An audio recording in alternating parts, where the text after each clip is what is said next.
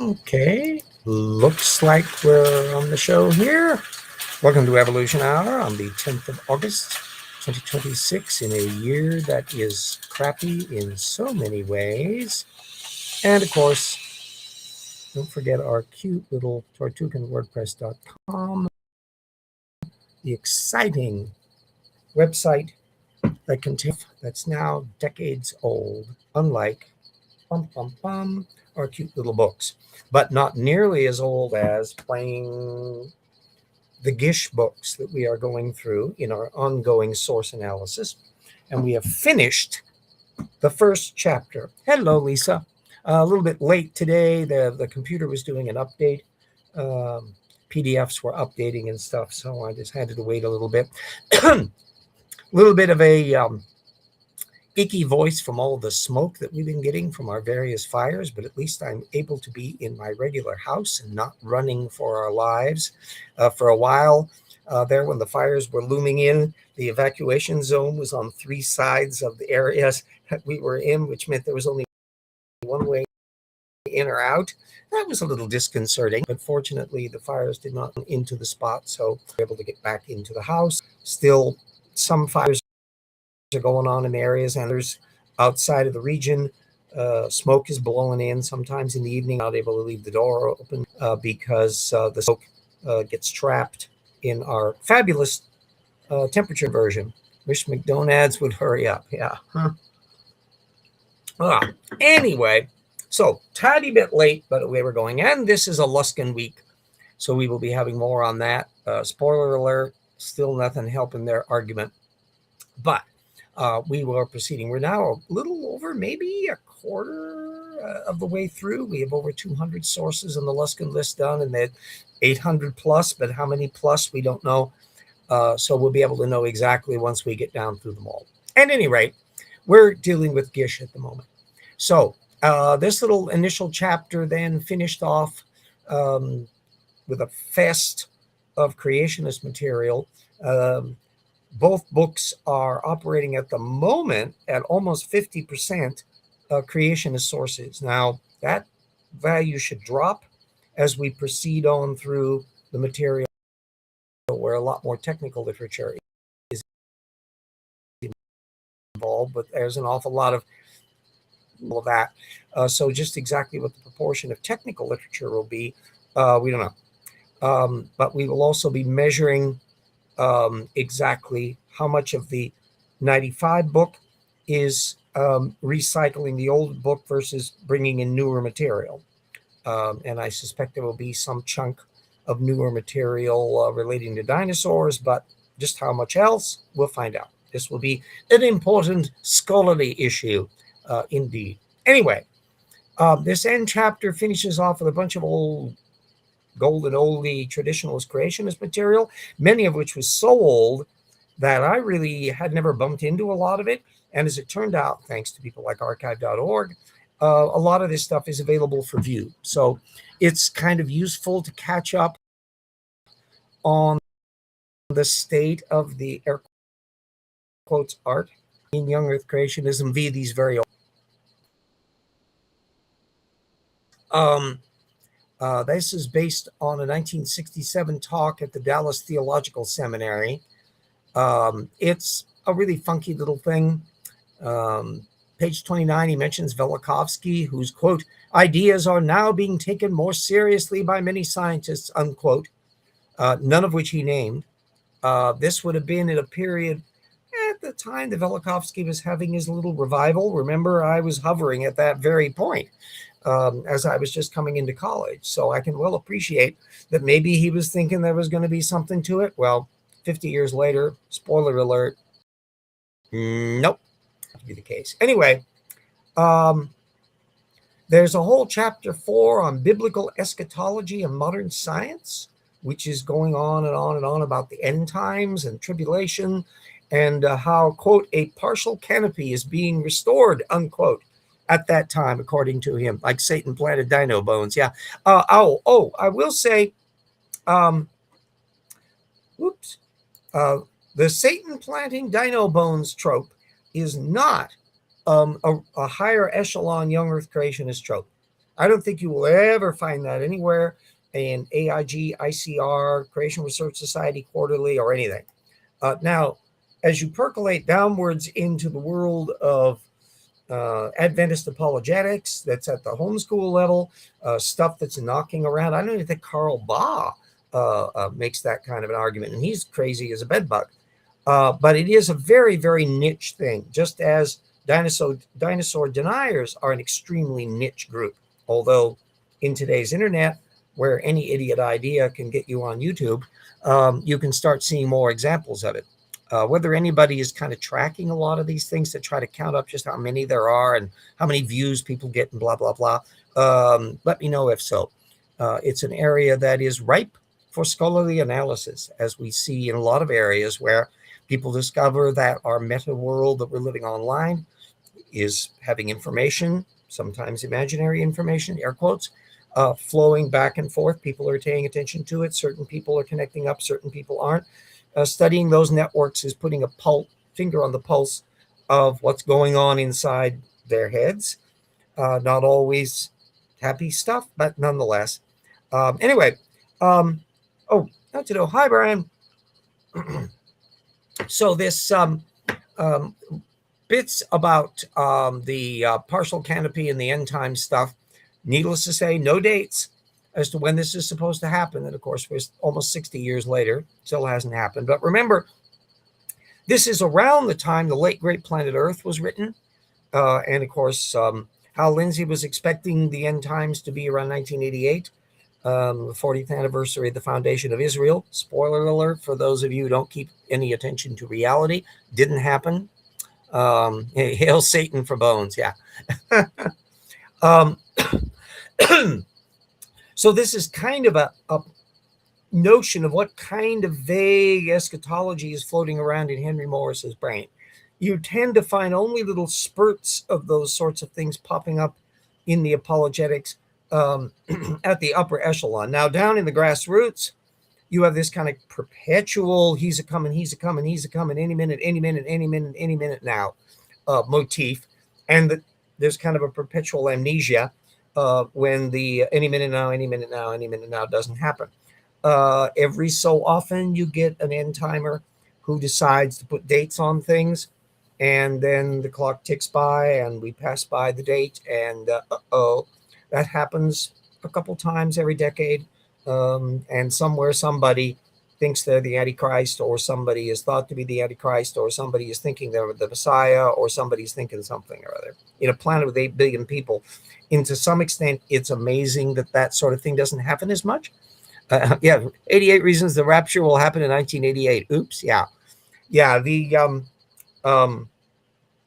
superficial plausibility of the late great Planet Earth, which was probably as cogent a presentation of all the Daniel prophecy crap and all of that stuff. I mean, it sounded superficially really good. And of course, Hal Lindsey hasn't dropped dead. He's long survived 1988. He still pops up on 700 Club or whatever. Gray-haired is like me. Worse, more gray-haired than me, in fact. Plowing through newspapers the last time I was looking to see the signs. They're out there, the signs. Well, but typically I haven't heard any instance of him pegging a date. And it's been a long time for him not to do that. Anyway, on with our little happy little pump thing. So I recommend looking through a lot of these cute little bits, some of which will be out downloadable. Other people you can just view on the borrow basement, but it's still fun. There was a chunk of stuff from another of Lammertz's anthologies. He had done a 1970 work that Gish had trawled a little bit from, and there was some more from this 1971 from a different title. Initially, in reading the notes, I kind of confused them as the same work, but no, this was a new one that came out the following year. So it's got some stuff from Henry Morris on page 103, Clifford Burdick from 125, Harold Clark from 156. It's the usual old shtick material. All these names have knocked around in creationism for quite some time. What's his face is still plugging his buckets. And every once in a while I encounter a new name This was an English geography teacher, an Edgar Powell. Gish cited his thing on historical geology, which is from the Creation Research Society Quarterly, and I'll be putting a link up to the whole issue, so you'll be able to look at everything from that month. 1973. It's basically just a spurt of authority quoting, and the fact that I haven't seen anything from Powell anywhere. I did a Google search on him. I couldn't find any information about him. That suggests that this was kind of his flash in the pan. He may have died in the meantime. After all, this is over 50 years ago. Or he just kind of fizzled out. Maybe stopped dealing with geography. Hello, Maya. Everything is kind of wandering along. I see. I got 82 degrees in my den today, which is at 1:14 in the morning, which gives some idea how hot it's been, kind of, sort of. But it's comfortable. We've got air pumps pumping air from the basement, and that kind of is like a natural air conditioner down there. And then there's a cooler blasting away at 75 degrees in the back of the house that at least cools the back end of the house down to the point where I can sleep without turning into a puddle of sweat. And as long as I can do that, I'm fine and dandy. Yay. Anyway, so those old Lammerts things, you'll be able to see the entire anthology. There's a bunch of stuff in there that Gish so far hasn't cited. None of it will come as a shock to anybody familiar with young Earth creationism. Then the 1995 version of this chapter concludes with a little dump of some newer creationist material, 2 Stephen Austin books, and a John Morris tome. The Stephen Austin one first is 1984, which was, it's called a monograph, but it's effectively a long annotated bibliography listing, clustering sources together, putting little numbers to them, and all the indexing is to the numbers of the source, not to the page number that it's on. And it's kind of light commentaries on stuff. It's not exactly a hoot. It's certainly about catastrophism. Curiously enough, Velikovsky doesn't show up, although these are largely articles, so Velikovsky is kind of not on that field. It's interesting that Austin is accepting plate tectonics by then, although it isn't a big deal, pops up peripherally. There's a brief mention of the Spokane floods, although it's really old stuff like 69, 70 material, and which, of course, are only relating to a single flood at the time. We now know in the research since then that there were dozens of them, and creationists to this day refuse to allow there to be dozens of floods. And because they think that the one flood they can plug into the big slosh, but of course our floods are like 11, 12,000 years ago, not right time frame for them, so they have to get rid of the dating too. And bless his heart, Austin even mentions the Oklo natural nuclear reactor, which is going to be a topic that we're bringing up in Rocks Volume 2, because it pertains to the regularity of radioactive decay, the fact that the Earth is not really recent, accelerated decay can't account for it. Austin wasn't thinking about the problems. He was just sort of going, oh, gee whiz, look at that, cute. There's a nuclear reactor. But other creationists that we will be going into in the book have realized, they got to fiddle with this somehow or other and dispose of it, which they have had a terrible job of doing. The other Austin book is a cutie, which I have a hard copy of, Grand Canyon Monument to Catastrophe, his 1994 tome, which I had to buy manually back in the days because it was for many years completely impossible to find anywhere. And now, of course, it's relatively easy to locate. I bought it from the weirdest, it was like I was doing a drug deal. That there was a local creationist who operated a hair salon that I contacted, and I can't even remember who I was contacting with, where I found the cross connections to link up with her. But anyway, she had a copy of the book. She was apparently had a backlog of these things, and she sold me a copy of this thing, which I then picked up, and it wasn't a markup. It was not a gouge price or anything like that. But I had to pick it up clandestinely, kind of late at night in the parking lot of a grocery store in Spokane. So I mean, it was like I was doing a bloody drug dealer. I was picking up out of her trunk and handing her the cash, and I'd walk off with my brown paper wrapped copy of Grand Canyon Monument Catastrophe. I had to have the bloody book though, because it there are seminal works that everybody that involves in particular topics kind of needs to know about. So anybody that's arguing about creationism and the Grand Canyon has got to deal with the landmark Grand Canyon Monument Catastrophe. Anybody that's dealing with the radioactive dating material has got to pay attention to the rate volumes. I have both of those as well, so that you can look through them in precision. The flood, John Woodmarap's claptrap feasibility study is a benchmark work. And from then point on, most of the times you're really going to be dealing with people that are online. So the newer players on the field, all of the posts that you see in the Journal of Creation and Answers Research Journal, all that's open access and available. But these little books that are kind of seminal benchmark books that still get cited in the literature means you kind of got to have them. So I'm glad that I took the effort to acquire them and having you shell out actual money for them. I prefer it if I can read them for free on archive.org, but one must do what one must do. And this, of course, if I'd had the archive.org version available, I wouldn't have had to shell out money for the bloody thing, but it's handy having a hard copy. La-dee-da. So anyway, the last little item is John Morris's 1994 creationism book, The Young Earth, which is a really pathetic collection of YEC talking points and images. It's got pictures of the polystrate trees. It's very sparse documentation. An awful lot of it just retreading creationist point of view. There's a lot of Bible references in it. So this is clearly not even striving to be aimed at a secular audience. Gish's books were always aimed at a secular audience. Some of Henry Morris's material had a secular edition versus a Bible school creationist homeschool edition. But this kind of sprawls across the point. Oh, is the decay rate changed with anthropometric cycle? Okay, yeah. No, it hasn't actually. You've got very few bits in the only thing that can affect decay rates much.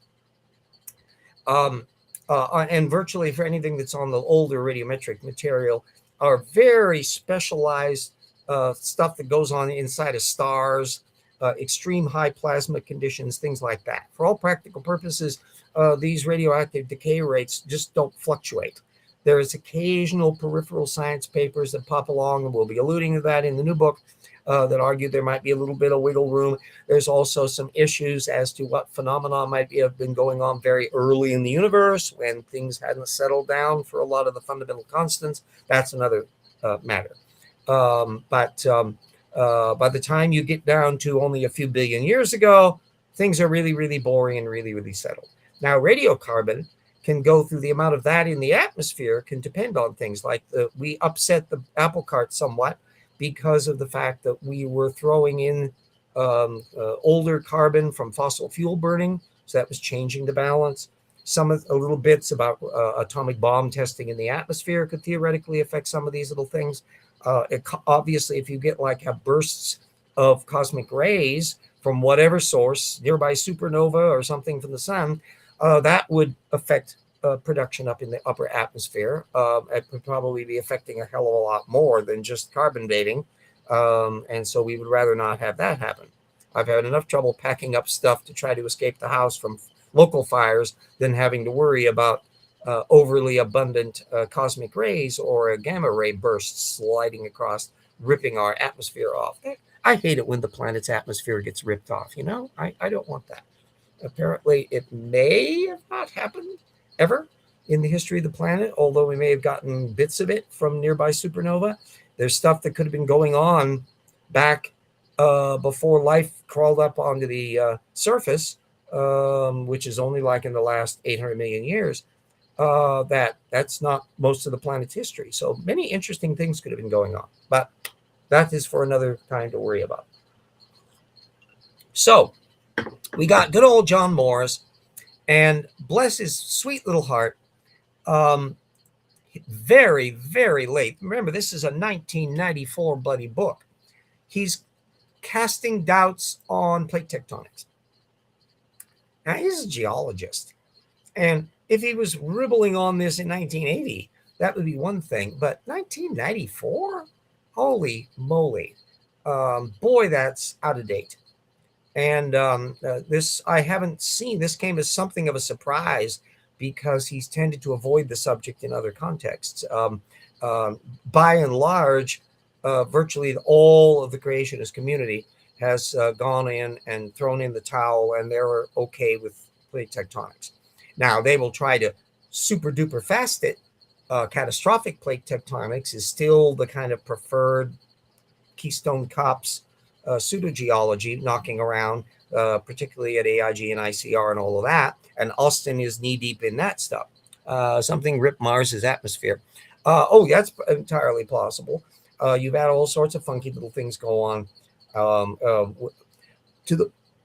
But remember, Mars is a dinky little planet, and so it just doesn't have the gravitational oomph to hold on to an awful lot of atmospheric constituents. Another reason for actually sending probes with people to be able to really poke around Mars at the detailed geological level to find out what the circumstances were a long time ago when all of the rocky planets may have been kind of similar with liquid water oceans and maybe life. Hard to tell. One of the little very long shot models, and I think I've alluded to it in a couple episodes, is, and it hasn't quite reached the putting up technical paper argument yet, but that there might be a weird non-DNA based life form knocking around in Venus's clouds that could have been a remnant of a life form system developing on Venus where surface life eventually became impossible, but material going on inside the atmosphere that's sulfur-based could theoretically survive. I'm not holding my breath that that's true, but gosh, it would make a neat science fiction story. File with Hail Mary film, which I just saw. It's quite I enjoyed it, quite entertaining. If people would like to send there on a one-way trip. Oh, yes, I want, well, the very first manned expeditions, I want Musk to be on it. And if they casually lose track of him once they get there, well, c'est la vie. Anyway, so the Morris book is really kind of funky because, again, these were ones that it wouldn't have been at all surprising that there was an old Christian bookstore that I would drop into every once in a while that gone years and years and years ago. They had a broad selection of both creationist and intelligent design material. I would pick up occasional works there that were kind of the more awkward and unusual ones to find. And so it's entirely possible that a lot of these books would have been available for purchase, but I would have looked through them and seen them as being so that I wouldn't need a need to shell out, what, $15 or whatever, typical book price back in the days on it. Anyway, now we have access to something, and you have access to it as well. So, a little bit on then dear old Casey Luskin and the ongoing Luskin list. Again, 3 papers in 2013. We are, by definition, going far back into the ground elements of papers we've already discussed from a decade later. And therefore, the odds that there's going to be any smoking guns here supportive of Luskin is dropping precipitously. And this is no exception. So we got a perfectly fine little paper by Lai about how many methylation variations there exist in ALUs, which make them fun and interesting to look at. They're looking at like 14,000, which is like 1% of all the ALUs. So again, absolutely nothing to confute the idea that a percentage of retrotransposons and non-coding DNA actually does stuff, but not that most of them do, let alone that virtually all of them do, which is the ballpark values that Fazal Rana and Casey Luskin have been hoping, because it really doesn't sound nice for the creationist position to have a bunch of just clutter in our genome. It seems just untidy for them. It's like as if they were going into the throne of God and there was a bunch of old candy wrappers knocking around. It's just unsettling philosophically for them, in the same way that even though a Michael Behe can theoretically concede that imperfect design is okay, in practice, try finding an intelligent designer highlighting imperfect design. Or that theoretically there could be more than one designer. They're not necessarily implying that it's like the God of Abraham, wink, wink, nudge, nudge. And yet try find an intelligent designer ever arguing seriously or speculating about there being multiple designers active in paleontological history. One for the Ediacara biota, one for dinosaurs, one for hominids, one just for us. No, that's not an argument that pops up, as far as I know, anywhere in the intelligent design literature. And of course, in principle, young Earth creationists do not allow that as a possibility, because they have their one and only option, which is Jesus Christ. Although push comes to shove, Bill Dembski revealed that he considered that Jesus Christ was the creator in there as well. So in practice, no, they're not allowing options. So the other two papers that we got from Holt is explicitly on the role of ALUs in coronary heart disease. So that's tripping off our theodicy variable.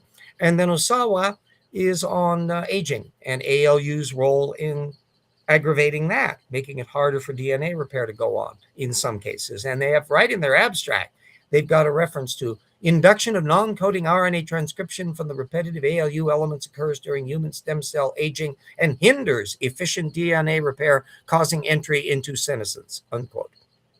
So why in hell did the Luskin list think to add these in? Did they think it was helping their case any? At the moment, we're running at a fairly steady 30% of the papers are tripping on this theodicy issue, which is not an inconsiderable number. In fact, it's clearly higher as a percentage than the percentage of these retrotransposons and the like that any of these papers are showing actually do something in the genome. Because the number that is on Danster and Cardinale's ballpark is 15, 20%. So far, our game is holding solid. And bit by bit, layer by layer, source by source, damn it, we're going to go through the whole bunch of them. Ain't that fun? Anyway, that kind of puts us into our position today. Again, pardon a little bit of a croup. I'm noticing on the political side, we've noticed our Trumplandia going into spin panic mode over the fact that Trump can't wriggle out of his mess that he started in Iran. We've got absolutely abysmal job losses creeping in.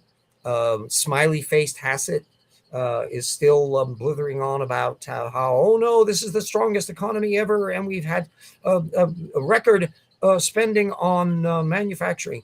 Record spending on data centers and AI. Yeah, pull that bubble out of the mix, and no, we're not. The big spending and growth in the manufacturing sector was under Biden, not either one of the Trump administrations. Don't give me that bullshit. Anyway, still waiting for the shoes to drop. Ask me why Angelo telomeres get shorter. He stopped talking to me. Yes. Oh yeah. There's an intriguing example. I think I took note of the technical paper on this, but I don't have it right off my bat. And it involves bats. That there's a species of bat that they discovered that this peculiar bat species tended to live a lot longer than the average bat species. Individuals are just simply longevity prone.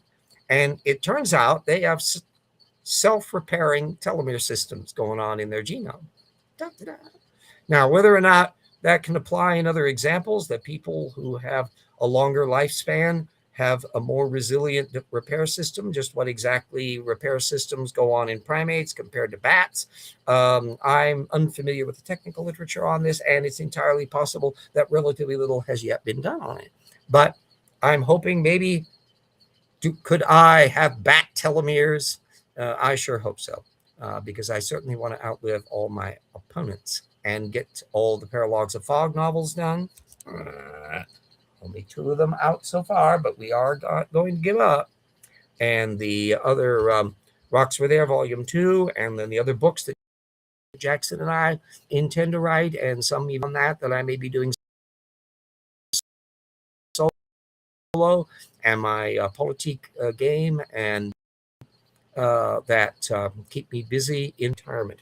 So let us not forget to thank all the people that have been to help.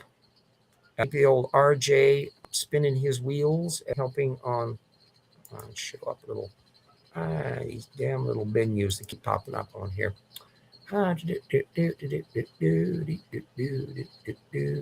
need to share screen. There we go. Voila.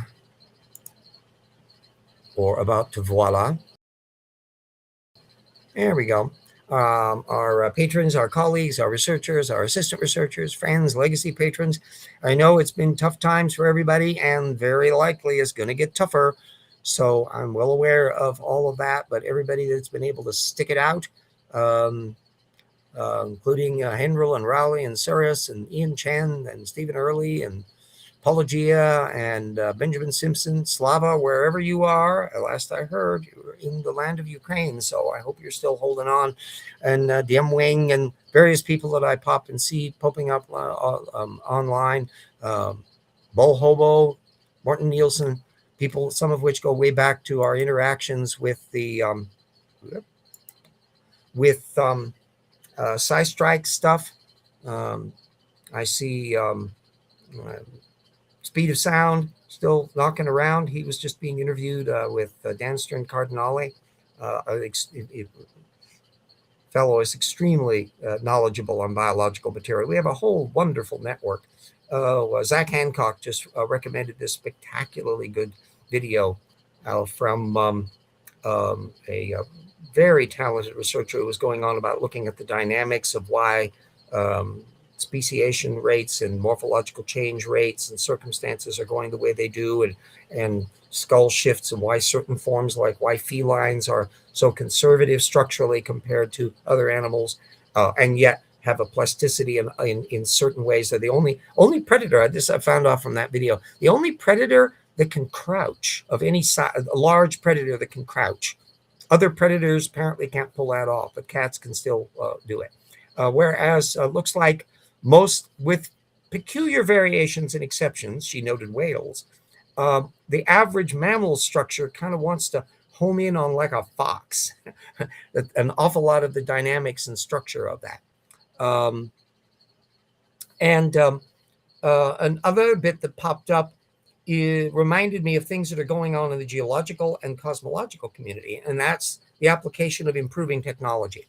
That they've reached the stage where they can process vast amounts of data, to some extent making use of AI tools to be able to clarify things, but they can do much more sophisticated modeling to suss out specific speciation rates in foraminifera. She was talking about a new paper that's pending on that topic. That can simply process stuff on a scale and with a precision that was very, very difficult to do in the old manual eyeball it stage. And likewise, that's in the tectonic modeling, that's modeling plate subduction blobs that have very characteristic shapes that retain them over very long periods of time, long after the subduction event has taken place, so that you can find, in effect, the fossils of previous plate positions and subduction zones knocking around down in the upper mantle, and that computer-aided tomography techniques are able to detect these things. And then, of course, all the skill sets that people are applying to solar system modeling and stellar operations and the dynamics of black holes and all of this stuff that's going on. So for all of you kids that are partially in terror at the prospect of a computer AI eating our brains, at the same time, they are also affording tools and technology that enable us to do really, really neat things. The problem with an awful lot of the data center bubbles is that companies are trying to make a buck, addicting people to using AI for claptrap, to let them think for them, to write their resumes for them, to make decisions for them, rather than, as it should be, as a dynamic tool to assist human beings, human brains, to figure out how to process vast amounts of information and see insights and connections, which would have been more difficult to see because human beings have to sleep and can only see so much data at a time. So there we go. That's a little bit of the part on that little front. Now, let us put our advert up for Rocks for Their Volume 1. To scrunch down our text on Volume 2. We can get it into the volume size. There's a lot of stuff that we were putting into the field, and I've got to trim and adjust and tighten. I don't want to let any substantive material go because we really want to have this work hit the ground running with as useful a compendium for the state of the art today as Volume 1 was. 6 years is a lot of technical water to go under the bridge, and large amounts of creationist claptrap that's gone under the bridge and ongoing. So we'll be wrestling everything to the ground, so the Volume 2 will be horrifyingly up to date and useful.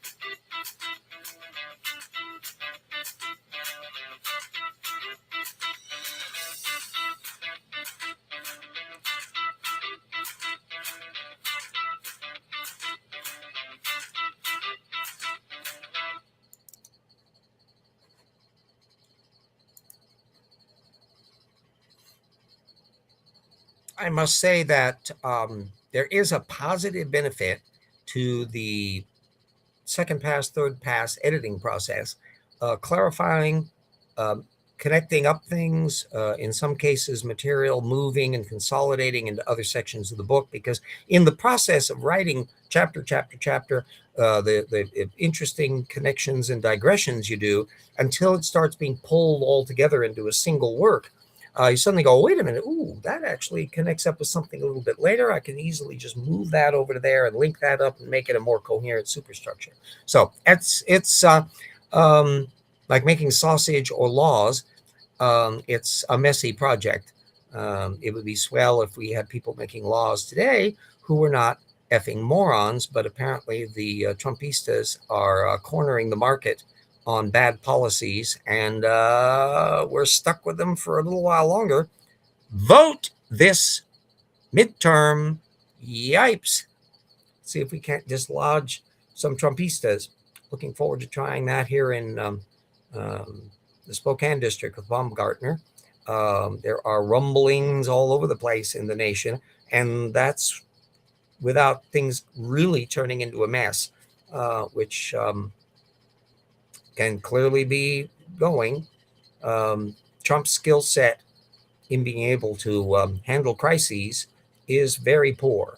And the problem is he seems prone to making his own crises. Going to be fun, but it also would make him reckless, because being frustrated at not having everybody fawn over him and being the center of attention, or being center of attention because he's screwing up, it makes Trump very, very petulant. And he apparently has outbursts with his staff. We'll see how long Hegseth lasts. He tends to have a very high turnover rate did in the first term of people, and even calling sycophants. Um, if the sycophants are inherently incompetent, I should comment something about the Republican senator who argued probably the stupidest rationalization for confirming Blanche is that, yeah, the guy's not very good, but we have to confirm him. Otherwise, Trump will probably nominate somebody that's even crazier. What? You do realize the Senate is supposed to put the kibosh on dumb things like that, and you should be demanding that the President of the United States put forward competent people. And if it takes quite a few nominations to do that, well, la-di-da. But the fact that that jerk took that kind of an attitude, I'm going, this is what the once interesting party of Lincoln has deteriorated to. It's wretched, pathetic. That we need to revamp the old know-nothing party. They seem like positive, brilliant statesmen compared to the crowd operating today. Woo! Very, very. Oh, yes. Oh, absolutely vote. Yes, regardless of the circumstances.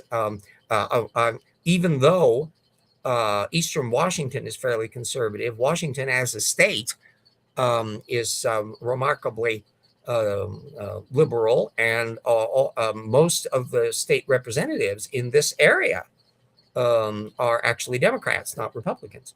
So it's a much more complicated mix. But the Baumgartner, who smiles just as much as Kathy McMorris Rogers did, knows what little tropes to play. He's for veterans, and as though a Democrat coming in wouldn't also be in favor of veterans. But he's also, as Rogers was, all too ready to vote to enable Trump's idiocies. And we can't afford this. There's far too many serious issues that are going on he's not a pathological climate denier, but he's a wishy-washy one who sort of sounds like climate is a thing, but yet when push comes to shove, he's certainly not standing up to Trump. He's not standing up to a lot of these areas. He did apparently co-sponsor and voted for a bill to eliminate Congress' ability to speculate in the market. Good for that. But all the other iniquities of the Trump administration, and they're just gobsmacking corruption of money laundering and bribery. And I mean, people, the surest way to get a government contract is to contribute to Trump. Apparently, I put a post up on Facebook from the analysis of people that's been looking at the $1 billion plus that's been allocated for building all of this road system for the Border Patrol that's simply duplicating existing roads, and contracts were doled out to people who had no bids been contributing to the Trump campaign. Sounds like quid pro quo to me. It's pathetic, and it's a waste of taxpayer money. And we are wasting it on a monumental scale because, as with the previous Trump administration, the big deal deficits are occurring under this guy. No, terrible, terrible, terrible. But don't blame me. I voted for Harris. I am not sharing the iniquity of it. So anyway, there we are. We've got most of an hour out of the way, and we'll see how my throat clears up, if our air can clear up in this area. And hopefully our fires will be dampened down and we can get some cooler weather and maybe some rain. That would be really quite nice. Now, although not too much to like washing stuff down and flooding people, that can be a problem as well. But at any rate, everybody stay, yes, that's another matter. Yes, the whole Middle Eastern thing. And of course, you have this weird symbiotic relationship where Trump is, the tail is wagging the dog a lot. Netanyahu just keeps yanking the chain.